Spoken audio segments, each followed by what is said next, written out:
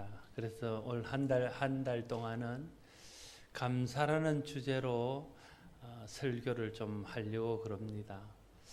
제가 설교 준비를 하면서 좀 여러 가지를 이렇게 뒤져보기도 하고 또 생각을 해보니까 참 감사라는 주제를 가지고 설교를 많이 했다는 것을 깨닫게 되었습니다. 내가 목사인데 그 정도 감사를 가지고 설교를 했으면 내가 늘 감사하는 사람이 되어 있어야 될 텐데 그렇게 많이 설교하고도 참 감사보다는 불평이, 감사보다는 원망이 더 자주 내 입에서 나오는 것을 느끼면서 참 부족함을 느낍니다. 여러분도 마찬가지겠지요. 그 많은 감사에 대한 설교를 들었지만 생각만큼 감사가 잘 되지 않는 것에 대해서 안타까움이 있을 것입니다. 성경은 범사에 감사하라 하셨는데 우리는 범사에 감사하기는커녕 마땅히 감사해야 될 일조차도 감사하지 못하는 경우가 적지 않음을 고백하지 않을 수 없습니다. 감사는 기독교 신앙의 출발점입니다. 기독교 신앙은 하나님께서 예수 그리스도를 통해서 우리를 구원하신 은혜에 대한 감사에서부터 시작되어지는 것입니다. 그래서 감사를 잃어버린다는 것은 신앙의 근거를 잃어버리는 것입니다. 감사를 잃어버린다는 것은 신앙의 뿌리를 잃어버리는 것입니다. 그래서 감사를 잃어버리면 우리의 신앙은 송두리째 흔들리게 될 수밖에 없습니다. 만약에 감사가 동기가 되지 않고 다른 것들이 동기가 된다면 우리가 그를 통해서 아무리 아름다운 신앙 행위를 하고 봉사를 하고 종교적인 활동을 한다 할지라도 그것은 하나님의 영광과는 별로 상관이 없는 것이 되고 말 것입니다. 그것은 자기 만족을 위한 것이 되거나 아니면 자기의 복을 구하기 위해서 하는 것에 지나지 않게 될 것입니다. 그것은 복음적이지도 않고 성경적이지도 않은 것입니다. 감사가 동기가 되지 못하면 그것은 더 이상 기독교적인 신앙은 아닙니다. 복음적인 신앙은 아닙니다. 감사가 동기가 되지 않는 모든 신앙적인 활동은 더 이상 성경적인 활동은 아닙니다. 하나님의 영광을 목적으로 하는 활동이 되지 못할 것입니다. 감사가 빠지면 우리의 신앙은 자기 의를 자랑하는 율법주의가 될 것입니다. 자기 공로를 복의 근거로 삼고 예수 믿고 복 받는 것에 초점을 두는 공로주의가 될 것입니다. 여러분, 은혜를 은혜되게 하는 것이 감사입니다. 내게 베푸신 하나님의 은혜를 은혜로 알면 그 은혜를 말로나 혹은 행동으로나 삶을 통해서 감사함으로 표현하게 되는 것이죠. 은혜에 대한 가장 자연스러운 표현은 감사입니다. 그래서 은혜를 아는 사람은 감사하는 사람이 되는 것입니다. 그래서 은혜를 은혜되게 하는 것이 감사입니다. 복음을 복음되게 하는 것이 감사입니다. 복음이란 예수 그리스도를 통해서 하나님께서 우리에게 베푸신 구원에 대한 이야기입니다. 하나님이 지옥 갈 나를 예수 그리스도의 피로 값주고 사셔서 천국 가게 하셨고 죄의 종으로 살던 나를 예수 그리스도를 통해서 하나님 자녀 되게 하셨고 이 세상 사는 동안 주의 은혜 안에 있다가 이 세상 떠나도 영원한 하나님의 나라 백성 되게 하셨다는 것을 생각하면 내 상황이 좀 어렵고 내 형편이 좀 힘들지라도 우리는 감사할 수 있는 겁니다. 그래서 복음을 복음되게 하는 것이 감사입니다. 내가 정말 복음의 은혜를 알고 복음 안에 있는 사람이면 우리는 자연스럽게 그 은혜 때문에 그 복음 때문에 하나님 앞에서 감사하는 자가 될 수 있을 것입니다. 오늘 본문은 하나님이 택하신 거룩한 백성들이 어떤 성품으로 어떤 자세로 하나님을 섬기며 세상을 살아야 될지에 대해서 말씀하고 있습니다. 이 말씀을 하시고 난 후에 결론처럼 마지막 부분에 계속 말씀하시는 것은 하나님 앞에 감사하는 자가 되라 하는 것입니다. 우리의 모든 신앙적인 삶이나 우리의 모든 행위들을 온전하게 하고 완전하게 하는 것이 감사임을 말하고 있는 것이죠. 여러분, 어떤 자녀가 부모가 원하는 모든 것을 다 해줍니다. 옷도 해줍니다.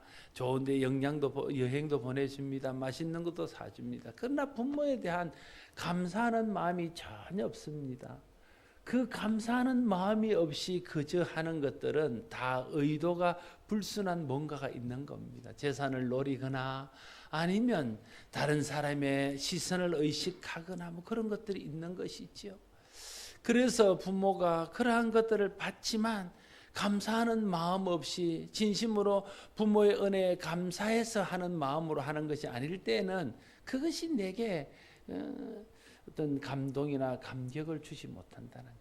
하나님 앞에 하는 모든 것들이 그렇지 않겠습니까? 정말 하나님 베푸신 은혜에 감사해서 그 은혜가 너무 고마워서 하는 것이 되어야, 그래야 그것이 진정으로 하나님께 영광이 되고 하나님이 기쁨이 될 텐데, 감사를 잃어버리면 우리의 하는 행위가 내 만족을 위한 것이나 내가 복받기 위한 것이나 아니면 내가 다른 사람 앞에서 높임을 받고 거룩한 사람으로 경건한 사람으로 칭송받기 위한 것이나 아니면 또 다른 내 숨겨져 있는 의도를 이루는 것이 되어버려서 하나님이 도구가 되고 신앙이 도구가 되는 그런 타락한 신앙, 변질된 신앙으로 나갈 수 있다는 거예요. 그래서 감사가 기독교 신앙의 뿌리라고 말하는 것이고, 감사가 복음적이고 성경적인 신앙의 기초요 출발점이라고 말하고 있는 것입니다. 특별히 오늘 본문은 주 예수를 힘입어 하나님 아버지께 감사하라 말하고 있습니다. 감사할 수 있는 힘이 주 예수로부터 온다는 것입니다. 예수님을 믿고 예수님을 알고 그 은혜를 덧입게 되어지면 우리가 감사하는 사람이 될 수 있게 된다는 거죠. 왜냐하면 예수님이 이 땅에 오신 목적이 나를 살리기 위한 것이고, 예수님이 이 땅에 하신 모든 일들이 나를 위한 것이고, 예수님의 죽으심조차도 나를 영원한 저주에서 영원한 생명으로 옮기기 위한 것이기 때문에 우리가 주 예수를 알게 되면, 정말 우리의 주 예수께서 나를 위해서 하신 일들을 알게 되면 감사하지 않을 수 없고, 그래서 주님을 힘입어 세상을 뛰어넘는, 환경을 뛰어넘는, 자기의 감정을 뛰어넘는 그런 감사를 할 수 있게 된다 말하고 있는 것입니다. 성도의 감사의 근거는 예수 그리스도이십니다. 예수 그리스도를 통해 베푸신 하나님의 은혜와 사랑입니다. 그것을 다른 말로 하면 복음이 성도의 감사의 근거요 출발점입니다. 예수 그리스도를 통해서 우리에게 베푸신 은혜와 사랑을 알게 되면 하나님 앞에 감사하지 않을 수 없게 됩니다. 사람이 하나님께 감사하지 않는 것은 하나님께서 예수 그리스도를 통해 베푸신 그 놀라운 은혜와 사랑을 알지 못하기 때문에 그렇습니다. 사도 바울이 예수 그리스도를 인격적으로 경험합니다. 자기가 핍박하던 그 예수가 살아계신 하나님의 아들이라는 것을 깨달아 알게 됩니다. 그 순간 그는 큰 충격을 받습니다. 그리고는 자기가 그 은혜에 보답하는 삶을 살고 그 은혜 안에서 살아가기를 소원하게 됩니다. 그리고 아라비아에서 다소에서 주님에 대해서 깊이 묵상하고 기도하고 성경을 통해서 예수 그리스도가 어떤 분인지, 하나님이 예수 그리스도를 통해서 이루신 일이 어떤 일인지를 깊이 연구하고 깨닫고 난 후에 그는 고백하기를, 지금까지 내가 가지고 있던 그 모든 것, 지금까지 내가 귀하게 여겼던 그 모든 것, 지금까지 내 자랑으로 삼았던 그 모든 것을 나는 이제 배설물로 여긴다, 이렇게 말합니다. 좀 목사의 표현으로서 고상하지 못하지만 똥같이 여긴다, 똥같이 여긴다는 거예요. 그러면서 주 예수 그리스도를 아는 것이 가장 고상하다고 그는 고백하면서 모든 환경과 모든 상황 속에서도 감사하고 있는 것입니다. 그는 고난을 당하면 핍박자였던 내가, 박해자였던 내가 하나님의 영광을 위해서 주의 복음을 위해서 핍박받게 하시니 감사. 그래서 감사한 거예요.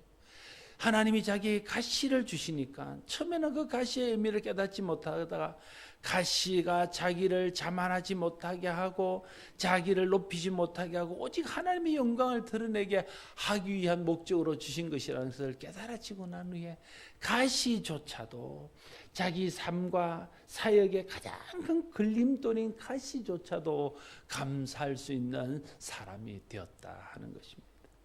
그러니까 바울의 믿음, 바울의 그 하나님을 사랑하는 마음, 복음을 깨닫는 깊이, 그걸 우리가 어떻게 알 수 있냐면 가시조차도 감사로 여기고 고난받는 것조차도 자기에게 과분한 것으로 여겨서 모든 상황 가운데서도 주 예수를 힘입어 감사하는 그것이 바울의 신앙을 보여주는 것이고 바울의 은혜의 깊이를 보여주는 것이라 말할 수 있습니다. 정말 우리가 예수 그리스도를 통해서 베푸신 하나님의 은혜를 깨닫게 되고 그 깊이를 경험하게 되면 세상의 어떤 환경과 어떤 상황에 갈지라도 그것 때문에 흔들리지 않고 힘들기는 하지만 고통스럽기는 하지만 그래도 내 마음속에 있는 주 예수로 말미암는 그 감사를 빼앗기진 않을 수 있게 된다는 거예요.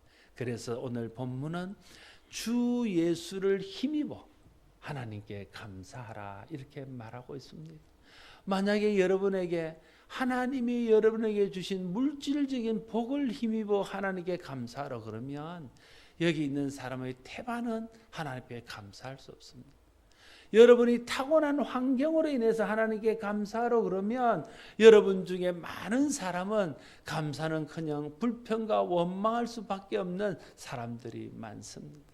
지금 여러분에게 되어지는 일들, 육체적이든 경제적이든 가정적이든 자녀를 향한 일이든 그런 일들로 인해서 감사하라 그러면 나는 정말 감사할 것이 없습니다.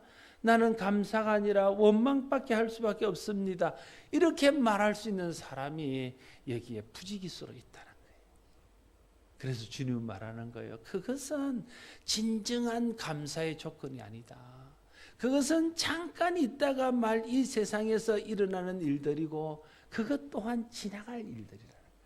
그것은 고통스럽긴 하지만 힘들긴 하지만 그것이 결정적으로 우리 인생을 흔들거나 그것이 결정적으로 우리를 하나님 앞에서 살거나 죽게 할 수 있는 것이 아니라는 거예요.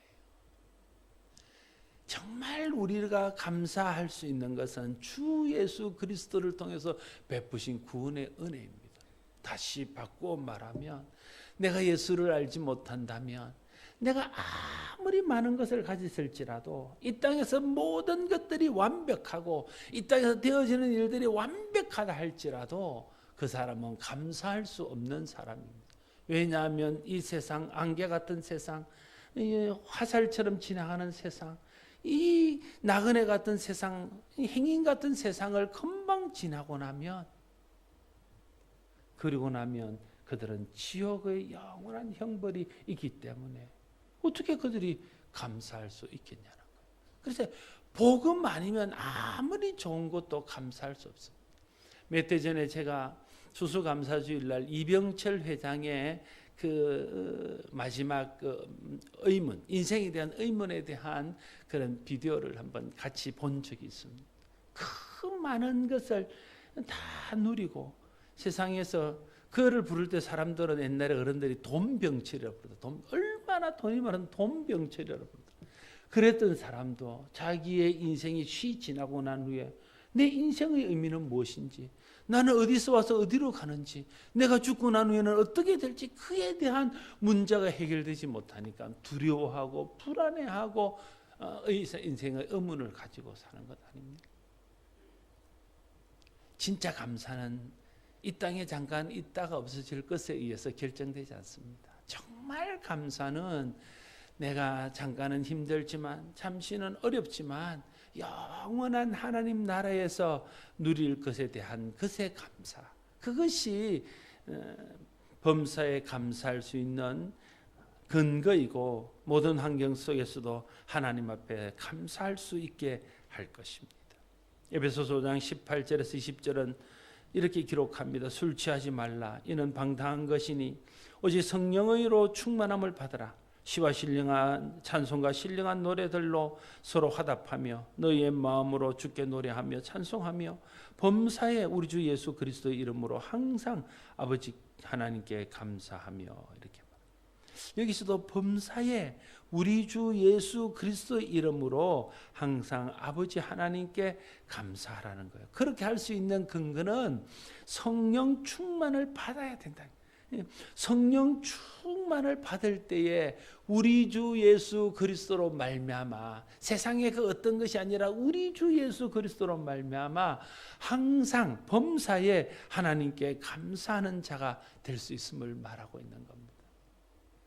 성령이 감사를 우리에게 주는 선물입니다. 감사가 성령 충만의 결과이며 성령 충만의 열매입니다. 그래서 성령 충만하게 되면 예수 그리스도의 가치가 어떠한지를 알게 되는 거예요. 내가 지금까지 정말 가치 있다고 붙들고 있던 그 모든 것들, 세상의 명예, 세상의 물질, 건강, 오래 사는 것, 자녀가 잘 되는 것, 자녀가 형통하게 되는 것, 그 내가 정말 인생에 놓칠 수 없어서 붙들고 살았던 그 모든 것들이 예수 그리스도를 통해서 우리에게 베푸신 하나님의 은혜에 비하면 이것은 배설물 같은 것이구나.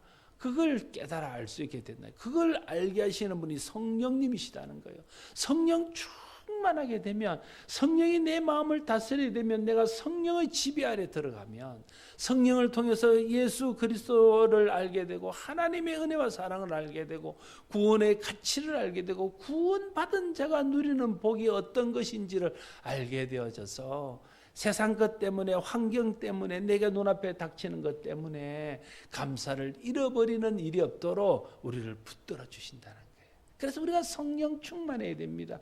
뭐 방언하기 위해서가 아니에요. 예언하기 위해서. 물론 그것도 필요하겠죠. 그러나 정말 우리가 성령 충만해야 될 이유는 성령 충만하게 될 때에 우리 주 예수 그리스도로 말미암아 항상 범사에 하나님께 감사하는 자가 될 수 있기 때문에 성령 충만을 받아야 된다는 것입니다. 우리가 하나님께 감사하지 못하는 이유는 어쩌면 하나님께 감사할 수 있는 조건이 없어서가 아니라 성령 충만하지 못해서일 수 있습니다. 여러분 경험하지 않아요? 우리가 성령 충만할 때는요, 마음속에 기쁨이 넘칩니다. 모든 상황을 뛰어넘어서 하나님께 감사할 수 있습니다. 그런데 내 마음에 성령이 식어지고 성령의 은혜가 떠나가고 성령 충만이 식어지게 되면 내 마음속에 감사가 사라지면서 원망과 불평이 나오는 거죠. 여러분 성령 충만한 사람과 그렇지 못한 사람의 가장 큰 차이는요, 성령 충만한 사람은 감사의 말을 합니다. 그러나 여러분 우리가 다 경험하잖아요. 내 마음에서 성령이 식어지고 하나님의 은혜가 식어지면 나오는 것은 감사가 사라지면서 불평하고 원망하고 시기하고 질투하고 다른 사람을 정죄하는 말이 나오게 된다는 거예요. 그래서 성령 충만이 감사를 하게 하는 것이죠. 그래서 감사는 성령 충만의 열매이며 결과입니다. 골로새서 3장 16, 17절 오늘 본문에도 그리스도 말씀이 너희 속에 풍성히 거하여 모든 지혜로 피차 가르치며 권면하고 시와 찬송과 신령한 노래를 부르며 감사하는 마음으로 하나님께 찬양하고 또 무엇을 하든지 말에나 일에나 다 주 예수 이름으로 하고 그를 힘입어 하나님 아버지께 감사하라 이렇게 말하고 있습니다. 여기서도 주 예수 이름으로 하고 그를 힘입어 하나님 아버지께 감사하라 말하면서 그 앞에 그리스도의 말씀이 너희 속에 풍성히 거하며 이렇게 전제를 달고 있습니다.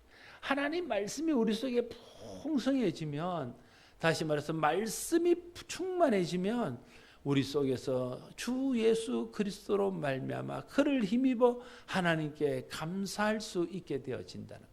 왜냐하면 말씀이 하나님이시고 말씀이 그리스도시고 말씀이 우리의 생명이기 때문에 말씀을 안다는 것은 하나님을 아는 것이고 말씀을 아는 것은 그리스도를 아는 것이고 말씀을 안다는 것은 그리스도 안에서 새로 얻은 생명을 아는 것이기 때문에 그 가치를 알고 그것이 얼마나 큰 은혜인지를 알아서 말씀이 충만한 사람은 하나님의 은혜 때문에 그 충만히 받은 하나님의 사랑 때문에 하나님께 감사하는 자가 된다는 거예요.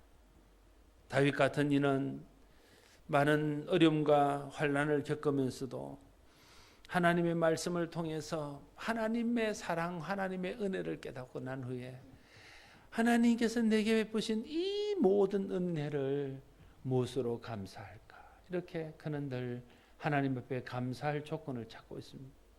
다윗이 다 평탄한 길만 살았겠습니다. 고대 시대의 왕은요, 전쟁터에서 항상 앞서서 목숨이 경각에 달려있는 사람입니다. 그렇게 영광스러운 자리만은 아니에요. 잘못하면 백성을 대신해서 하나님 앞에 징계받고 책망받고 백성들 앞에 책임을 묻는 사람이 왕이었습니다. 그럼에도 불구하고 그 모든 사울에게 쫓기며 자기 아들 압살롬에게 쫓기는 일을 포함한 모든 전쟁과 모든 상황 속에서도 하나님이 베푸신 그 은혜, 그 사랑을 기억하니까 내게 베푸신 이 모든 은혜를 내가 무엇으로 보답할고 하며 하나님께 감사하는 자가 되었다는 것입니다. 사도 바울 역시 그 모든 은혜를 깨닫고 난 후에 고백하기를 나의 나된 것은 다 하나님의 은혜다 말하고 있는 것이죠. 성령과 말씀의 다스림을 받고 성령과 말씀의 지배 아래 있어야 우리의 환경과 상황과 조건과 상관없이 항상 그리스도를 힘입어 하나님께 감사하는 사람이 될 수 있습니다. 저와 여러분 속에 성령이 충만하게 부어지고 하나님 말씀이 충만하게 되어져서 여러분이 어렵지만 힘들지만 고통스럽지만 그 환경을 뛰어넘는 하나님의 은혜로 말미암아 범사에 항상 감사할 수 있는 성도들이 되기를 바랍니다. 데살로니가 5장 18절에 범사에 감사하라 이것이 그리스도 예수 안에서 너희를 향하신 하나님의 뜻이니라 말씀하고 있습니다. 범사 곧 모든 일에 감사하는 것이 그리스도 예수 안에서 우리를 향하신 하나님의 뜻이라고 말하고 있습니다. 다시 말하면 감사하면 우리가 하나님의 그 뜻에 순종하는 것입니다. 감사하지 않으면 그 하나님의 뜻을 거스르는 것이고 그 하나님의 뜻을 거역하는 것입니다. 범사에 감사하는 하나님의 뜻에 순종하기 위해서는 성령과 말씀의 지배를 받아야 됩니다. 그래서 감사는 우리가 성령과 말씀의 지배를 받고 있는가 아닌가를 평가할 수 있는 시금석입니다. 감사한다는 것은 성령과 말씀의 지배를 받고 있다는 증거입니다. 감사가 사라졌다는 것은, 감사하지 않는다는 것은 성령과 말씀의 지배를 받지 않고 있다는 표입니다. 여러분이 성령 충만합니까? 여러분이 말씀 충만합니까? 무엇으로 여러분이 그걸 증명하겠습니까? 무엇으로 그 표를 우리에게 하나님 앞에 보여줄 수 있겠습니까? 우리가 성령 충만한 표는, 우리가 말씀으로 충만한 표는, 우리가 은혜로 충만한 표는 우리의 말을 통해서, 우리의 삶을 통해서, 우리의 표정을 통해서, 우리의 모든 하는 일들을 통해서 하나님께 표현되어지는 감사를 통해서 증명되어지고 그것으로 인정받을 수 있게 되어질 것입니다. 감사하는 것이 우리를 향한 하나님의 뜻입니다. 감사하는 것은 이 하나님 뜻에 순종하는 것입니다. 감사하지 않는 것은 이 하나님 뜻에 불순종하는 것입니다. 여러분, 순종이 믿음이고 불순종이 불신앙입니다. 그렇지 않습니까? 그러면 감사가 하는 것이 순종이고 감사하지 않는 것이 불순종이라면 감사도 믿음이고 감사하지 않는 것은 불신앙이라는 거예요. 감사한다는 것은 단순히 감사가 아니라 감사한다는 것은 우리의 신앙이고, 감사하지 않는 것은 단순히 감사하지 않는 것이 아니라 감사하지 않는 것은 우리의 불신앙을 드러내는 것이라는 거예요. 이스라엘 백성들이 광야 40년 동안 가장 많이 보였던 하나님 앞의 반응, 모세에게 했던 반응은 무엇입니까? 원망과 불평이었습니다. 그걸 역으로 말하면 감사가 사라졌다는 거예요. 그런데 하나님은 그들이 원망하고 불평하는 것을 단순히 감사가 없다, 그냥 원망한다, 어려우니까 불평한다 이렇게 보지 않았어요.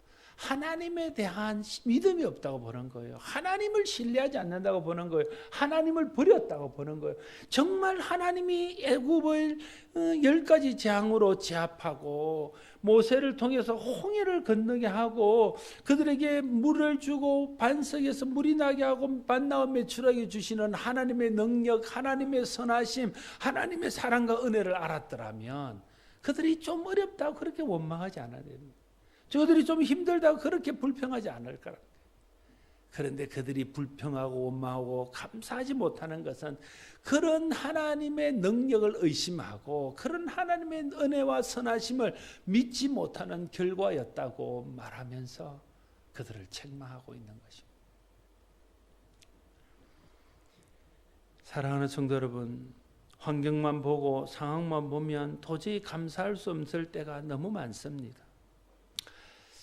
참 목사가 신방을 가거나 또 상담을 하거나 설교를 하다가 우리 가운데 정말 이 세상에서 견디기 어려운 고난들, 참 우리 이 세상에서 세상 말로 위로할 수 없는 그런 힘든 일들을 당하는 사람들 앞에 설 때에 성경은 범사에 감사하라 했지만 인간의 생각으로 그들에게 감사하라고 말할 수 있는 자신이 없을 때가 너무 많습니다. 참 내가 저분에게 감사하는 것은 너무 잔인한 일이다, 그런 생각이 들 때가 너무 많습니다. 그럴 때 참 힘듭니다. 그러나 여러분, 그럴지라도 주님이 우리에게 말씀하시잖아요. 이 세상의 것은 잠시요 하늘의 것은 영원하고 고난은 잠시요 영광은 영원하다고 주님 말씀하시면서 이 땅에 있는 환경 때문에, 이 땅에 있는 고난 때문에 원망하고 불평하지 말고 주 예수를 힘입어 하나님이 내 아버지 되시고 내가 죽어도 천국 가고 하나님이 세상 끝날까지 나와 함께 하셔서 힘들 때 힘주시고 괴로울 때 위로하시고 낙심할 때 격려하시는 그 하나님, 그 예수 그리스도를 힘입어 범사에 항상 감사하라 하셨으니 그로 인해서 감사해야 된다는 것입니다. 쉽지는 않습니다. 그래서 우리가 성령 충만을 받아야 됩니다. 성령의 능력으로 할 수 있습니다. 성령이 우리의 육체를 이기고 육체의 소욕을 거스려 줘야 우리가 범사에 감사할 수 있습니다. 말씀 충만해야 범사에 감사할 수 있습니다. 말씀이 생명이고 말씀이 능력이고 말씀이 힘입니다.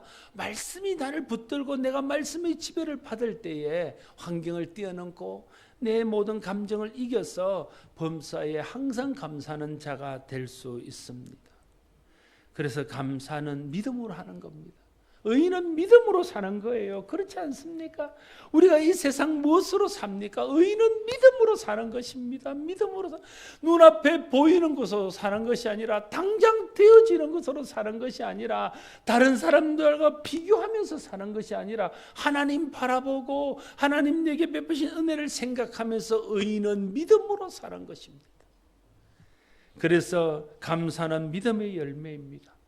그래서 은혜는 은혜의 열매입니다. 감사는 성령과 말씀의 열매입니다. 우리 모두가 힘들지만 믿음과 은혜와 성령과 말씀으로 충만케 되어서 환경과 인간적인 생각을 뛰어넘어서 범사에 감사하신 하나님의 말씀에 우리 주 예수 그리스도를 힘입어 순종하여 항상 모든 상황 속에서도 주님 때문에 복음 때문에 범사에 감사하는 저와 여러분 모두가 될 수 있기를 바랍니다. 기도하겠습니다. 아버지 하나님, 환경만 바라보고 상황만 바라보면 감사는 고사하고 원망이나 불평하지 않는 것만으로도 대단해 보일 때가 있습니다. 그래서 이럴 때는 인간적인 생각으로는 감사라고 말할 수 없습니다. 감사라고 말하는 것이 너무 가혹한 요구처럼 생각될 때가 있습니다. 그러나 주님은 우리에게 말씀하십니다. 주 예수를 힘입어 범사에 항상 감사하라. 그것이 너희를 향한 하나님의 뜻이니라 하셨습니다. 하나님께서 범사에 감사하라 하셨으면 범사에 감사하는 것이 옳은 줄로 믿습니다. 범사에 감사하게 되면 정말 범사에 감사해야 될 이유를 하나님이 알게 하시고 그것 때문에 모든 힘든 상황을 이기며 하나님 앞에 찬송하는 그런 자리로 나가게 될 줄로 믿습니다. 아버지 하나님, 감사는 믿음으로 하는 것이기에 우리에게 믿음을 주십시오. 감사는 성령과 말씀의 능력을 하는 것이기에 우리에게 말씀과 성령 충만이 필요하오니 하나님 우리에게 성령과 말씀으로 충만케 하여 주십시오. 그래서 감사가 믿음의 열매로 우리 삶에서 나타나게 하시고 감사가 성령과 말씀의 열매로 우리 삶에서 나타나게 하여 주시옵소서. 예수님 이름으로 기도드리옵나이다. 찬송가